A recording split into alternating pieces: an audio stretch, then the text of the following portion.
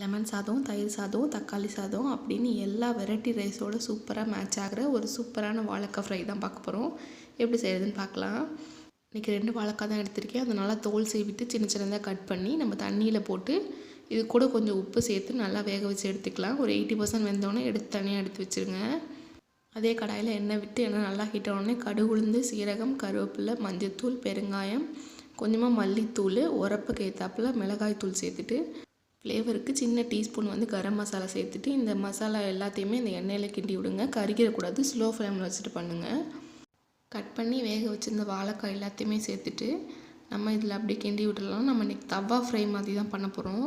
இதுக்கு ஆயில் அதிகமாக தேவைப்படாது, ஆனால் செம்ம டேஸ்ட்டாக இருக்கும். இந்த சைடு வந்தோடனே அந்த சைடு திருப்பி போடுங்க. அப்படி ஸ்லோ ஃப்ளேம்லேயே இருக்கட்டும். அவ்வளோதான். எடுத்து சர்வ் பண்ணிங்கன்னா ஒரு சூப்பரான வாழைக்காய் ஃப்ரை. கண்டிப்பாக ட்ரை பண்ணி பார்த்துட்டு இந்த ரெசிபி எப்படி இருக்குன்னு மறக்காமல் கமெண்ட் பண்ணுங்கள். இன்னும் என் சேனலை சப்ஸ்கிரைப் பண்ணாமல் இருந்தால் மறக்காமல் சப்ஸ்கிரைப் பண்ணுங்கள். எனக்கு சப்போர்ட் பண்ணுங்கள்.